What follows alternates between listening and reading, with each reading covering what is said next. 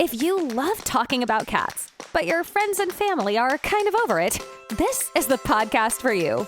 Join your hosts, Danielle Stray Woolley and Elizabeth Calico Gearhart on the Jersey PodCats, where everyday cat lovers share funny stories, challenging situations, and ask their questions about cats. All right, let's get right into this episode. Hi, everybody. Welcome. I am Danielle Woolley. And I'm Elizabeth Gearhart, and we are the Jersey PodCats. Oh, you thought I was going to say it with you. I like to keep you on your toes. Sometimes I say it, sometimes I do. I kind of like feel it out. Well, we are excited today to have a guest with us. Jillian, say hello. Hi, I'm Jillian. Nice to see you. Thanks for having me. Yeah, and if you guys are on YouTube, you can see us. If you are on your podcast player, you can hear us. And we are excited to have Jillian on because we've talked a couple of times, actually. I think the last few episodes I talked about how I, air quote, ruined my Thor's like week, month, 2 months, I think it was, because I rearranged stuff too much and I was putting stuff where I shouldn't. He just kind of like freaked out and didn't love it too much. So she is actually here to talk about Feng Shui, not just for the human, but also how Feng Shui in your home can also affect your animal. So I'm like super curious to hear more about that. And first, I just want to read something from her site. So she says that Feng Shui, am I saying it right? You are. Feng Shui. I don't think I've ever said it out loud before. Good job. It's for ambitious people who feel like something is off. And I'm having a very off week, which we could talk about later. But get clarity and direction so you can confidently move forward with ease and sense of empowerment. Keep the good energy flowing. And I think we all could use good energy. How about you, Elizabeth? Absolutely. Yes. You're like, yes, pour it on. Good energy, please. So before we dive into that cool stuff, though, Jillian, why don't you share with us about your fur kids? Well, currently I have 2 fur kids, boys. They both just turned 7 in April and then May.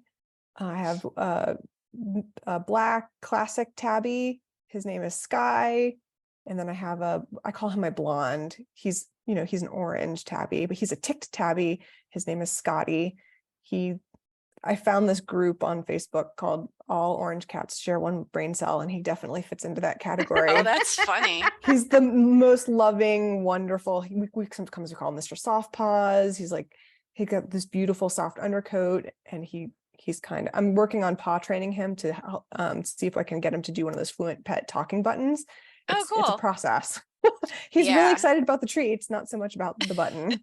He's like, wait, I got to work for this? I didn't have to work for this before. Just give me the treats, man. Right. And Sky he's like my spiritual kitty. He's very affectionate. He's very energy sensitive. We learned that he naturally has one kidney that's a little bit smaller than the other. So he's naturally a CKD cat.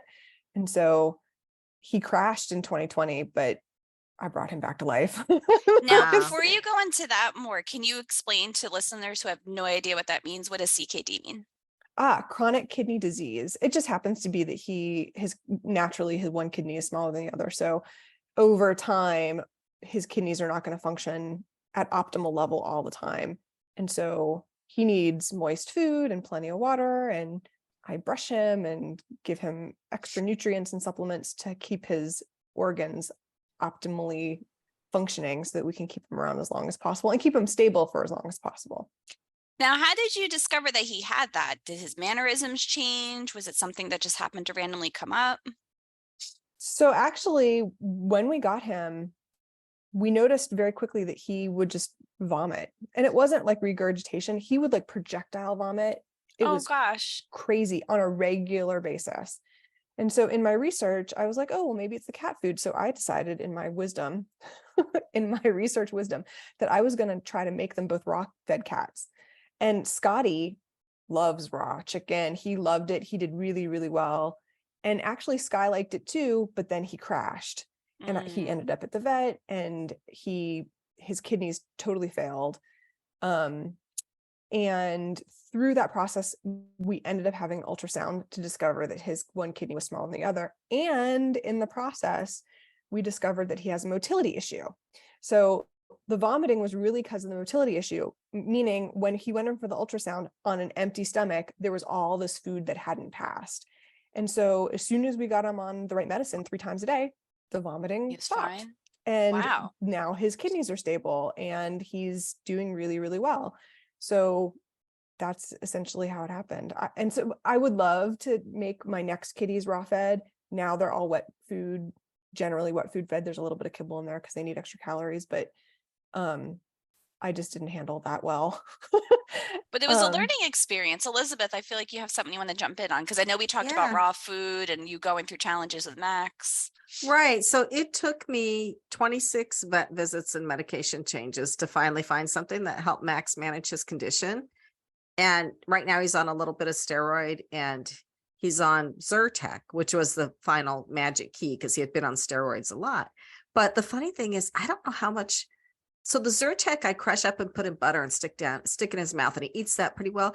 But he actually has learned how to spit medicine out, like liquid medicine. No matter how far down I try to put it, he can spit it out, and he hates the taste of the steroids. I don't know how much of it he's getting, but I just want to say, Jillian, that it sounds like you went through kind of a similar experience, although thank God I didn't have the vomiting, but he was scratching himself to death. But you just did the same thing I did, and you just kept going and spending tons of money, right? And lots of tests, but you found a solution. Yeah. I mean, I thought the solution was going to be raw food, but we just needed an ultrasound to figure out why he was vomiting. And that would have actually, if we had, in hindsight, right, if I had done that properly in advance, then he wouldn't even had to crash. We might not actually ever know he's a CKD cat if we had just addressed the motility issue. But So that's the reason I want to emphasize this so much is because I hear all the time, like, oh, cats vomit. That's just a cat thing. But like, especially if you've had your cat and like you can sense when something's off, it's never a bad idea to bring your cat to the vet ever. Like, even if it's an extra $6 copay for them to say nothing's wrong, that's better than trying to reinvent the wheel and find your own cure to stuff, right? Right. I can tell the difference between regurgitation when they eat and they regurgitate really quick because they've got air in their stomach. Like Scotty does that, actually. We had to get him a little slow feeder mat for his kibble because he just scarfed it up. Yeah, we could definitely tell. And I was like, this is not normal. I've had cats since I was a little kid, and I just knew that it wasn't normal. Right. And I was giving Max antibiotic at one point, and I would find piles of thrown up antibiotic all over the floor. So we quit giving an antibiotic. But I have to say, I do love mystery diagnosis. And the one thing people say at the end of that show always is, why did it take so long to figure this out? So, you may be beating yourself up because you didn't figure it out sooner, but you did figure it out. So that's huge. We definitely figured it out. And I'm super grateful because the first emergency vet guy was like, well, his kidneys are crashing. He probably has 6 months. I was like, are you joking me? Like, he's 4. Like, I just was like, this is not even real. And so now it's over 3 years later, and he's stable and happy and playful and affectionate, and he's great. So he's doing really well. And now, is he the cat that you are working on teaching how to use the buttons? No, I'm trying to get Scotty to use the buttons. I noticed early on that Scotty's trainable because I would do like ping pong kitty with him. I would take a piece of kibble and I would chuck it down the hallway, and he would Loki run after it, and then he would come back, and I would chuck it down the hallway, and his little tail's up, and he's so happy that he's like, for him, it's like play. So I figured out that he's trainable, willing to engage in something like that. And I don't think people know what the buttons are. Oh, see, we do this all the time where we say stuff and Elizabeth's like, what are you talking about? Yeah, I know what they are, but and Danielle had known about them before I brought them up to her, but I didn't know about them for like a long time till recently. So can you explain it? So, I mean, I could talk about my experience. So I'm very non-shyly talk about, I just follow animals on social media more than people. So I was following, was it Bunny the dog was the first one that I experienced, where their owners taught the dog to use the buttons to speak and communicate, which was pretty cool. And then I started looking and finding that cats do it. So there's Billy the cat is another one. But similar to what you said, let me finish answering Elizabeth's question first. You could program the buttons with your own voice. So you start teaching them commands. So you could start with something simple to like play. So every time you hit play, that they know that means play. And then you give them a treat for using it. But, you could start building sentences with it, like where they could say mad or like happy or go outside. So they hit the buttons with their own paw. Yes. Right. So, so they're like talking to you through a computer. and they associate the words that it says when they hit the right button, right? Mm-hmm. Yeah. And I was thinking about doing it with my Loki because he's the same, like you said, Jillian, where he's just programmed and he has certain games we play. Like he communicates very well. Like I can tell when he wants something, I have to get up and follow him to it. But at the other hand, I'm like, but I want to sleep. He'd be hitting the buttons all night. There's no way, man. I get it. I don't really want to be woken up in the middle of the night either. However, I can tell when he wants to play. I can tell when he wants to have lap time. And I would love to be able to be told if he doesn't feel good. So we'll see if we can get there. We'll just see if we can get there. That's a very good point. I did see some commentary that basically said getting the first real interaction can take up to 2 months. And literally we just started a few days ago. So now I want to go into a competition with you. I'm going to order these buttons right now while we're talking and I'm going to see, we'll text each other. Okay. Let's see how it goes. I wonder if I could train Max on the buttons. Maybe. Sky's interested. I think Sky's interested in the treats that go with the training. Yeah. I don't know that I can get Sky to press a button, but we'll see. Sky does respond to lap time. When it's time for lap time, he knows. That's great. Yeah. I love that. So you've already spoken about a couple of things. You talked about some challenges, some cool things you're trying with your cats. What is like a really funny story about one of your animals? Oh, Scotty. Okay. So we live in the desert. I'm in Phoenix, Arizona. And one evening we had the windows open and Scotty's like our guard cat. So he will walk the perimeter by the way, he's an indoor only cat because we live in an environment where there are coyotes. And if you let an animal out, like it's gone. So I don't let them out. So we're indoor only. And so he will walk the perimeter of the house, going to all the windows and all the doors, because we'll keep the screen doors open, or the doors open with the screen so that he can smell and experience nature and birds and bunnies. And we have lots of nature out here. So he's guarding the perimeter and he's in my office, I have a cat post in front of the window so they can sit and they can look out and observe everything. And the door to my office is open and I can hear him running down the hall. And he jumps onto the post platform and dives through the screen window. Oh my gosh. Outside, takes off across that is my the fear. street. I'm like, oh my God, what just happened? You broke the window. So shut the window. I'm in flip-flops, right? Or I think I didn't even have shoes on. I had to like throw shoes on, throw the front door open, like calling for him. Oh my God, he just jumped out of the house. Like what happened, right? Found out that he had found him in the neighbor's backyard across the street. I'm like walking in their backyard in the dark. Oh gosh. Calling for my cat. And saying like, please don't shoot me. I'm like, looking for my cat. Like, we have great neighbors. I think they were sleeping. I was like, Scotty. Like I'm calling for him. And I go to this tree and I look up in the tree and I see a blur. And I was like, and I'm thinking Scotty's in the tree because he has claws. No, it was the cat he was chasing. It was like feral cat. It was a big black and white feral cat, fluffy thing. He was like, done, not in my territory. So I called for the cat in the tree, not knowing it was the wrong cat. And the cat took off like the other way. I was like, oh God, no, you're not going to go to another yard. And then I was like, wait, that's not the right cat. And then I turned around and I was like, Scotty. He's hiding underneath my neighbor's like chaise lounge chair in their back patio. And so I grabbed him. He's like all fluffed up and he's like tense, right? And I'm like, okay, I got you. So I bring him back inside, close the door, put him down. And then I start to look him over because we live in the desert. I'm like looking at his paws. Are there thorns? Are there cactus needles? Like what happened?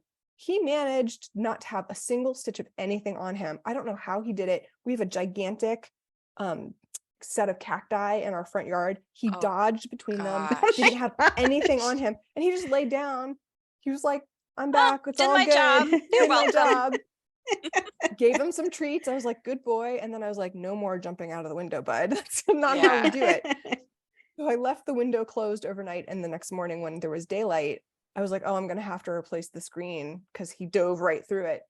There was nothing wrong with it. It popped right out. I popped it right back in. Everything's back to normal. So that is my current rational/irrational fear, is that they're just going to get tunnel vision because there's no screen. It's just them and the cat. And one of the cats that we've been working on socializing, who's an outdoor cat, we're trying to make him an indoor cat. His name is Dr. Stray. he let himself upstairs into my upstairs office window. And I thought, oh, great, this is going to be his foster room now. But then as soon as I went into the room, he felt closed in. He clawed up the screen and popped it out and jumped from my second story. Oh my gosh. Wow. And then he came right back around the front yard, like, okay, let me back in. I'm like, oh my gosh, I almost threw up. Oh, cats Cats are are pretty nuts. resilient. I mean, we had a 2-story family room when we lived in Atlanta, and we had a cat that would jump from the railing up above and land on the sofa between us. And he did it a couple of times. I was just like, are you crazy? They're just Scotty made did of that in our rubber. old house because we had a 2-story house that was sort of lofted and there was a railing. Yeah. And he would just jump. Yeah. Yeah. It's like they're Yeah. crazy He's sometimes. fearless, that one. My Yeah. It was like goodness. the day he had the cell. Remember how I said they're like all cats share, orange cats share one brain cell? It was like the day he had the cell where he got rid of that feral cat and then came, had no problem coming back. Oh my gosh. Speaking of cats, like, going to high places and stuff. For those watching on YouTube, I pointed out last episode that we had a really awesome time with a leak. So there's a hole in my dining room and I'm not even hiding it anymore. I don't care. We'll get it fixed eventually. But Loki, kept trying to jump up there. So like he started on the table behind me. He's like, I can get up there. We're like, you cannot.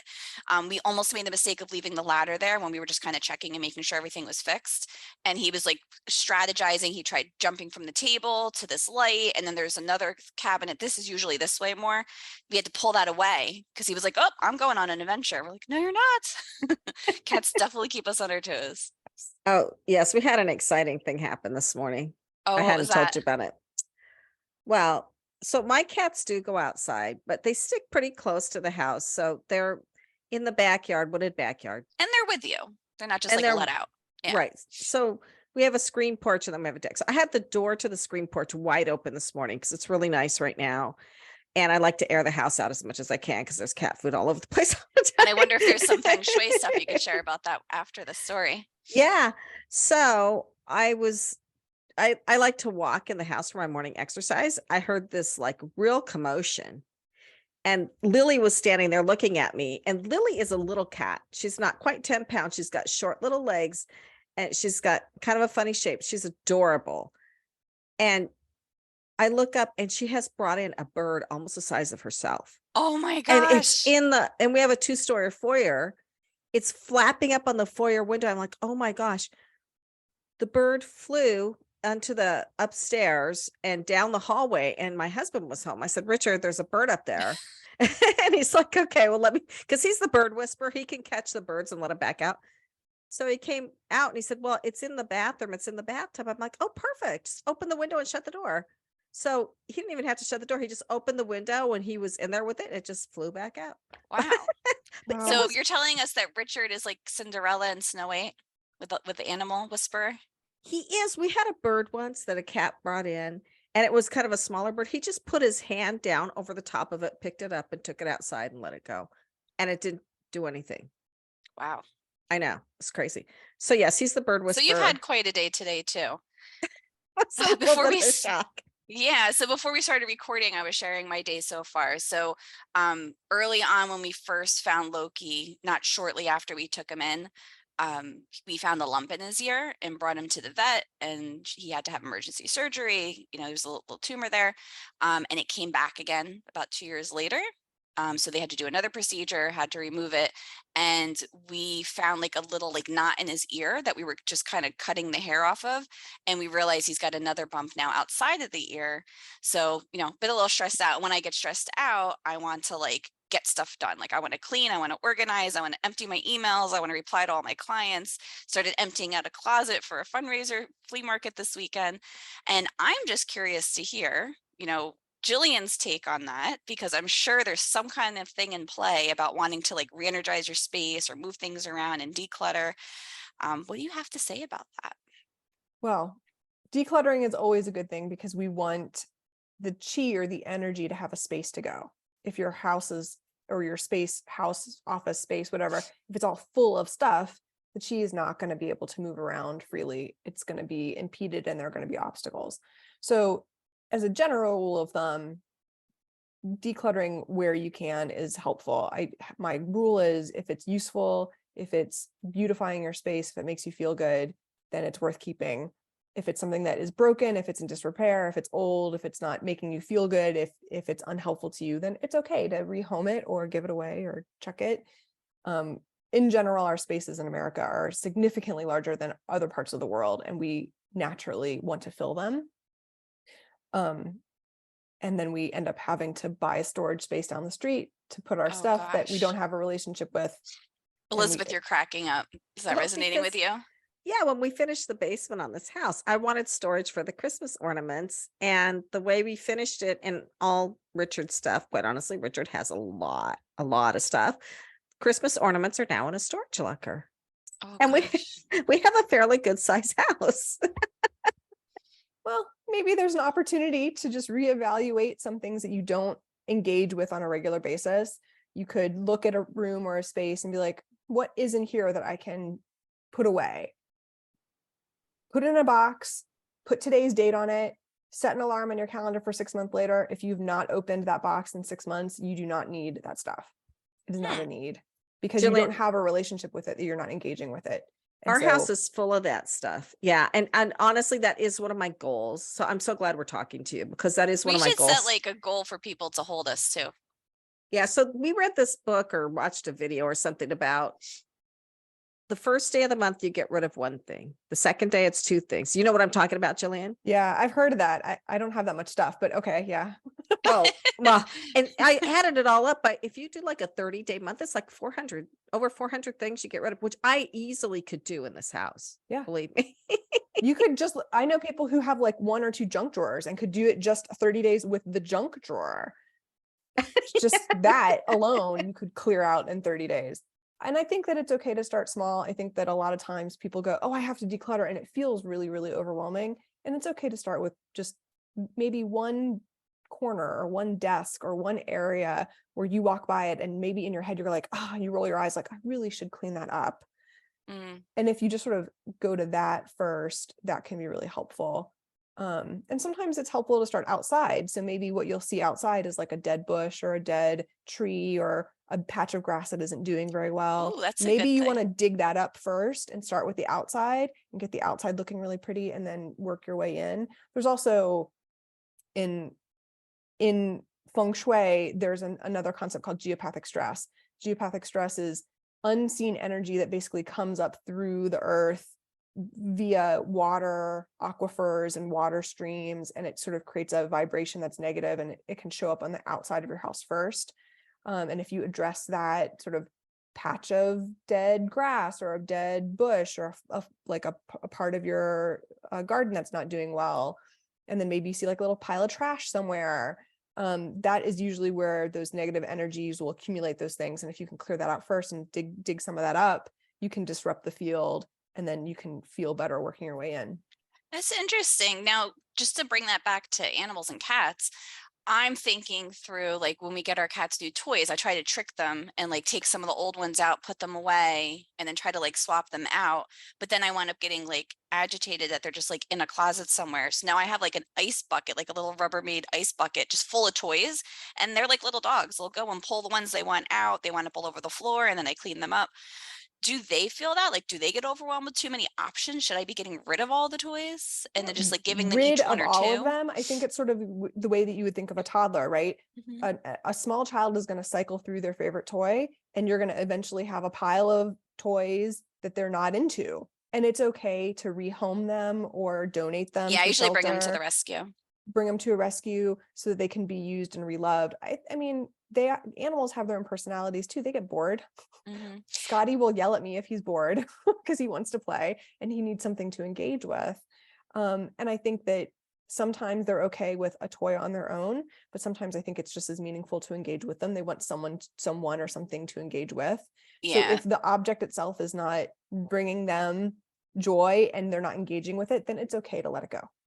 That's going to be my first. I'm going to do that because I've been nervous to get rid of stuff, because the last time I did like a huge cleaning and aired everything out and moved everything around, Thor, like it wasn't the reason, but like Thor had a really hard time with it. He stopped going to the litter box. You know, he had some potty issues. There were some other things going on too, but I think the thing that kind of like pushed him is the fact that I moved all his stuff around and started using different cleaners and different litters and all the above. Cats do like their routine, that's for sure. So if it's sort of like if you disrupted too much, right? If it was one or two things, then it would have been okay. But then the cumulative effect of everything being disrupted, it was like traumatic, like, oh my God, my space, I'm not safe anymore. And then he male cat? Yes, I have all boys right now. All boys. I didn't grow up with boy cats, and now I have two. Yeah, I had a girl, and then we got a boy, and then the girl passed, and now we have all boys, coincidentally. But you just made me think of something else too. So you were talking about how your cat does the perimeter check around the house. Like Thor has a very specific way he walks all the time. When he comes into our office, he won't just walk directly to the window he likes. He goes behind the chair, beelines through the desk, and then makes his way to the window. And Loki, I switched out one of the pictures on our stairwell, and it's like on the bottom and then there's some on the top, and I changed it. Used to be up and down, but now that it's sideways, the back part that holds the frame up goes back.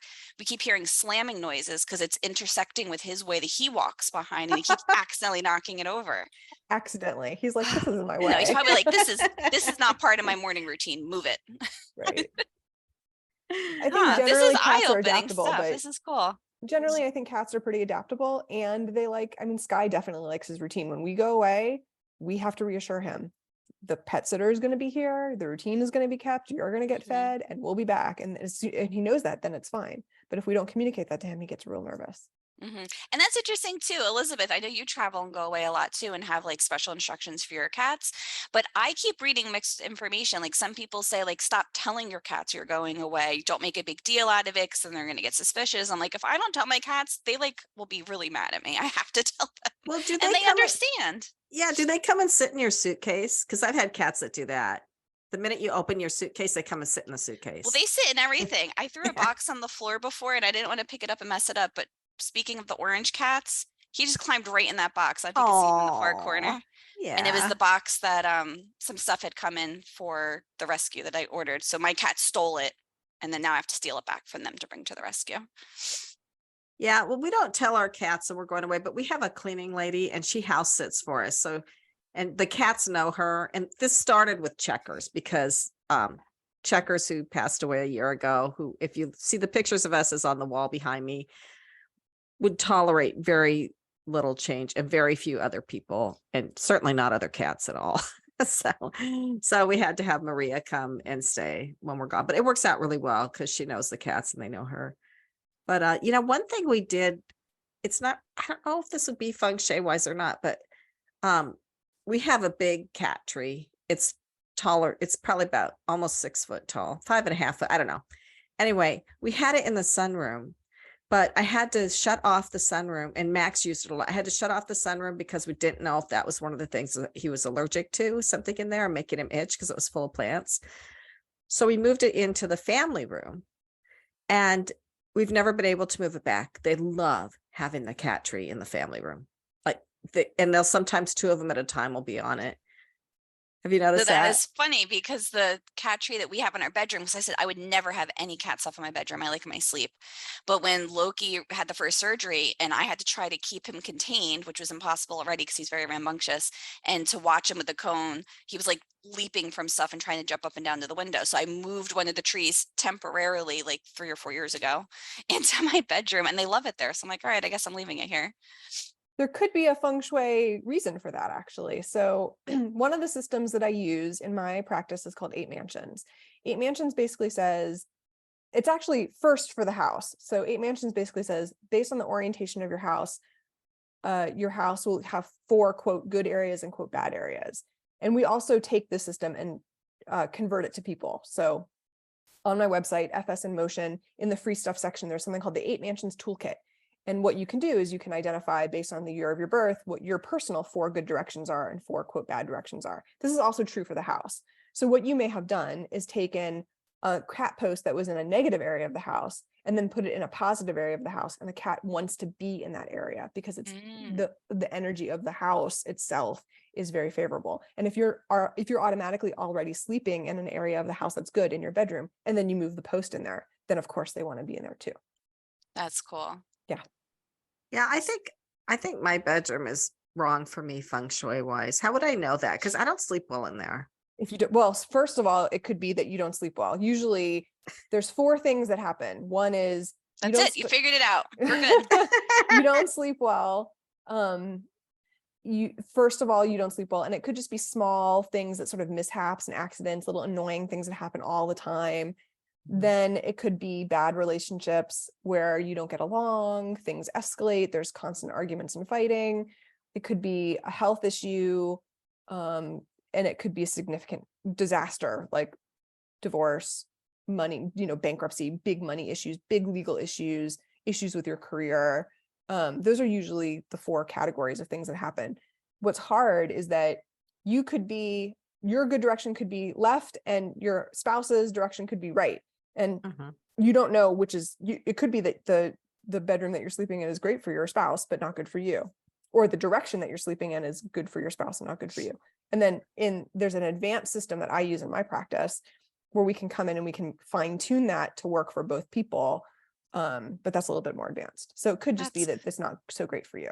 Well, that's interesting because I do sleep pretty well on the sofa in the family room. I just finished this with a client. He called me specifically because he couldn't sleep in his bedroom and he would go to the couch and he would sleep just fine. Yeah. And what we discovered was that the direction of the bed was unfavorable, number 1. And number 2, there was also some geopathic stress in the house that needed to be cleared. And so once we got that cleared, he's doing much better. He's able to sleep in the new position of his bed. And we also changed the bed for his small baby. He had just had a new baby and the baby was not in a good position. So we changed that and she's sleeping better and it just works for everybody. Well, I do have the closet crammed full. So I think I need to go through and get So that's interesting because as you're talking, I'm picturing what do I do when I can't sleep and stuff. I usually wind up doing like a nice deep cleaning. I like to refresh, whatever's going on my dresser, my nightstands. Like I edit and take stuff out and put stuff in, like stuff that I find myself getting up for every night. Like I have some dryness issues. So like I always actually have 2 on my table right now. Like I have like Aquaphor on me. So like I just started keeping it on the side of my bed. At first I'm like, it looks messy. I don't want it there. But if I have to keep getting up for it anyway, it actually feels better having it there now. Does that make sense? Sure. A small tube of something next to your bed is different than having a TV on all the time where it's flashing light and keeping you awake. I mean, I'm generally a fan of not having electronics in the bedroom. I don't like TVs in the bedroom. I don't like you charging your cell phone or your devices in your bedroom, specifically right next to your bed. I don't use them, but AirPods and your phone, and you just don't want to charge that right next to your bed. There are some clients that are super energy sensitive and I don't even let them have a plugged in electric alarm clock. I don't let them have that near their bed. In my own home, I don't have an alarm clock anywhere near my bed.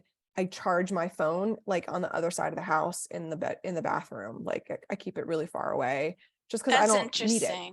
Yeah, I go back and forth with it because for a while, and my husband was like, "You're nuts," but like I couldn't even have the plug to my light plugged in behind my bed. Like I sensed it, and he's like, "There's no way. There's no way you sensed it." Absolutely, there is a way, and women are actually a lot more in tune to these electromagnetic fields because our hormones.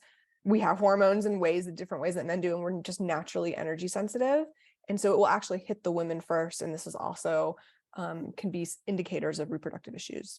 But what's even stranger is it's been like that forever. And when I did my last pass through a couple of days ago to like re-energize everything, I couldn't stand looking at the cables on the other side of the room. So now I moved them back so that they were hidden behind the bed. But now I wonder if that's why I'm not sleeping. My Could goodness. absolutely be. I mean, I'm all for just unplug it. You just don't need it. I mean, your bedroom should be a place for rest, rejuvenation, and sleep, really.